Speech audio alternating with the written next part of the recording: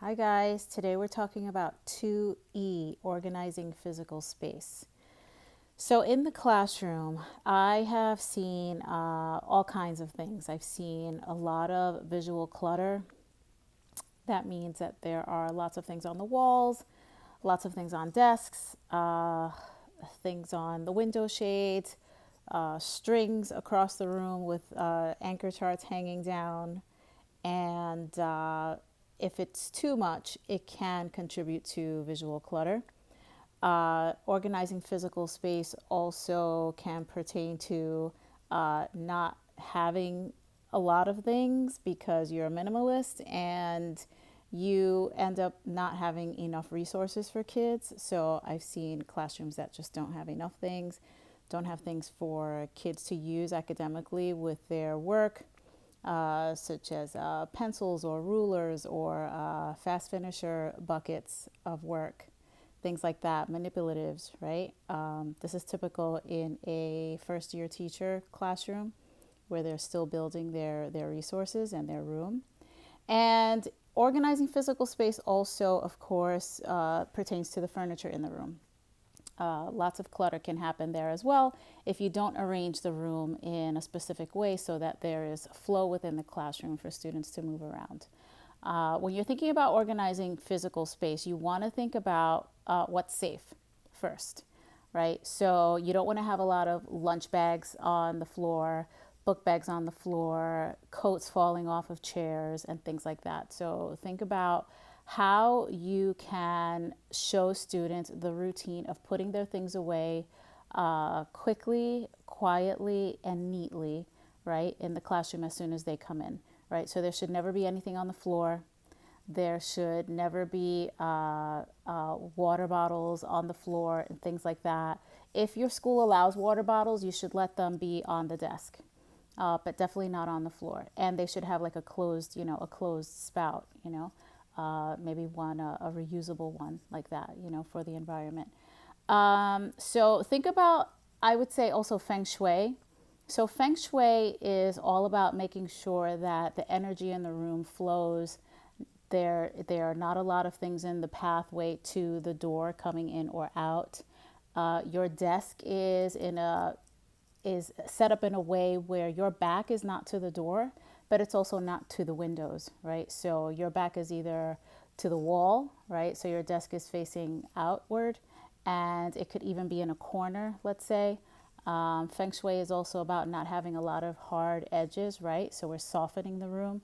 And depending on what grade level you teach, you might choose a theme.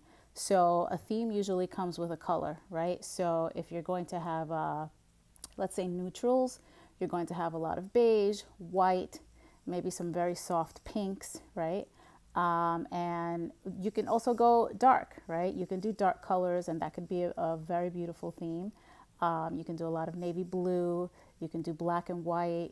All of that is very aesthetically pleasing to the eye, but the key to it is that nothing is overdone, right? So think about where the charts go and where the student work goes. You do not have to have every single chart for every single unit up. I've seen that. It's bad. It creates confusion with kids. They don't know where to look, right? And especially for students who are still learning English, you want to have just the anchor chart up that you need for that unit or for the lesson. Now, if you're going to do it for every lesson, we're talking about a lot of charts. If you want to put just like the key things for the unit, so there are certain skills that are going to be in the unit, let's say for reading or writing. So just ensure that if you're going to have an anchor chart up, it's not too many, and that it's only targeting the skills that you're teaching for those 10 lessons in the unit. I'm using 10 as an arbitrary number, but it could be any amount of lessons that you have in the unit. You might be spiraling skills in that unit, so you just want to have the charts that you need up. Most of the time, these are on the walls, but if you have very limited wall space, you could use a string across the room. You could, if your school allows it, put some things up on the, like next to the windows or on the windows. That's okay if your school allows it. but ensure that you only have up what's necessary, right? So you might have stuff, if you're lower grades, you might have charts for foundations, right? How to pronounce letters, how the shape of the mouth when you are saying the letters, if you're doing foundations or in Gillingham or anything like that, right? Any kind of Wilson's program. So you might have those kinds of pictures up. It might be something that you just have on maybe on an easel, right? Think about that. If your school supplies you with, let's say, a link where you could do some shopping for your items, or they reimburse you, think about how you can have something that you can just on wheels, put it up and have your chart up and just flip the charts over, right? My favorite way to do it, I mean, I always had, my charts up, but I always had, if I needed to put a little extra onto the desks for a lesson, I would shrink down the anchor chart that I needed. Just go to you could do it yourself. I would do it myself at my old school when I was a teacher. And, or you could give it to the school aide if you have a school aide that does copies, right? If your school has people that do copies for you, have them shrink it down to the size that you want, and then just make, put 4 down and make, a couple copies. And then I had a lot of trouble with getting things laminated, so I actually would use shipping tape, and I would put shipping tape over charts if I needed to make them last a little bit longer.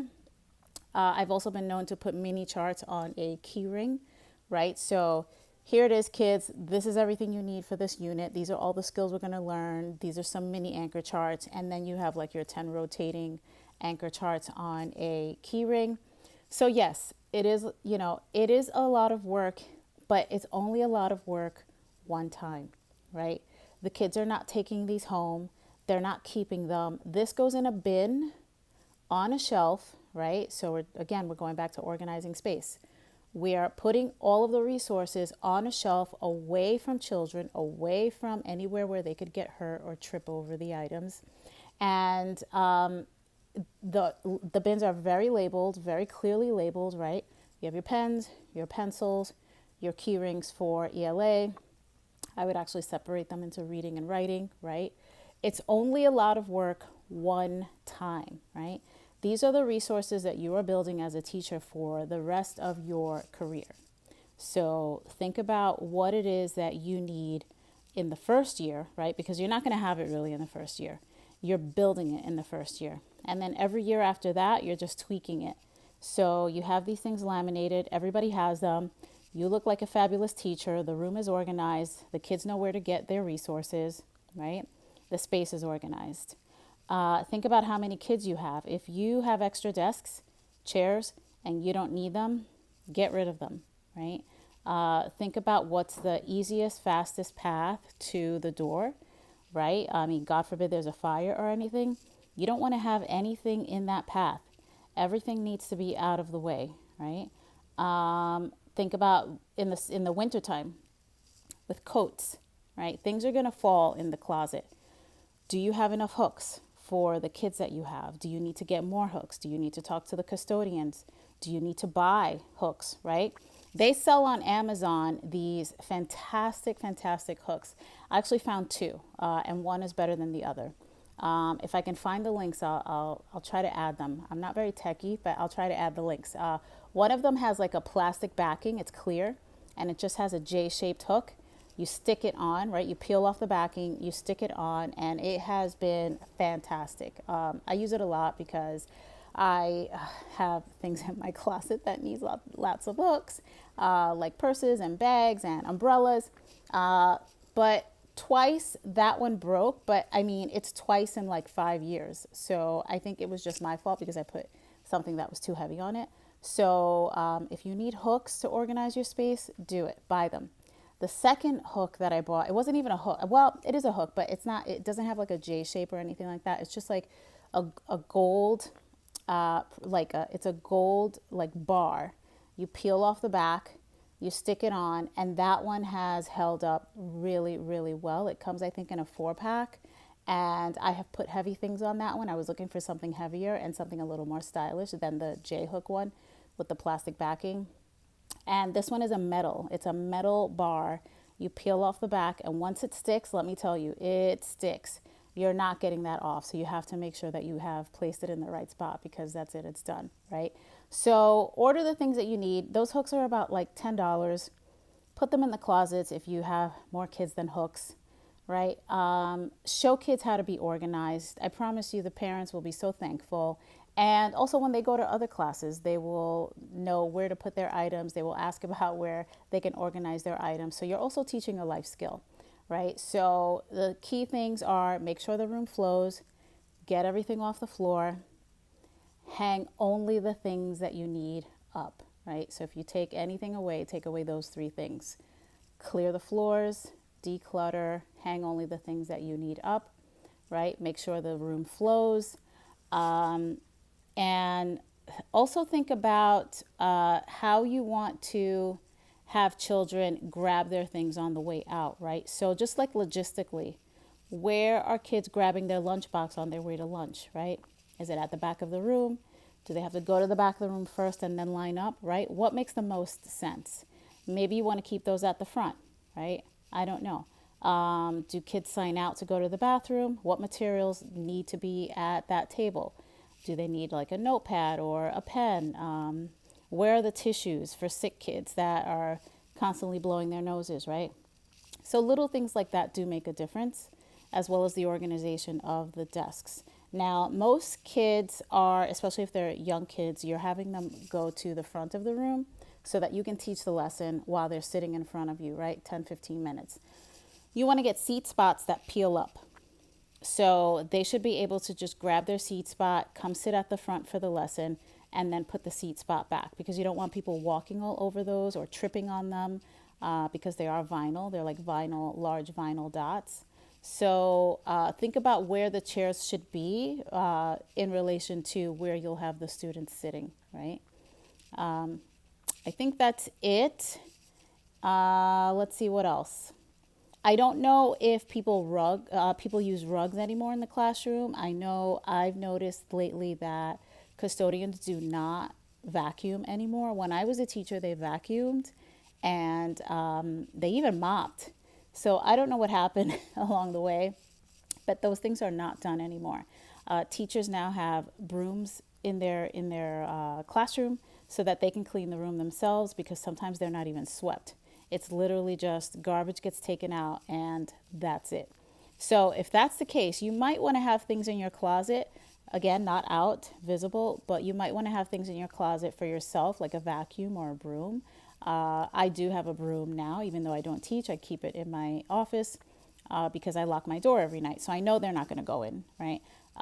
But it's helpful to have it when you're in a pinch, especially if you're going to have parents visiting and you walk in the next day and your room, the floors look like a hot mess.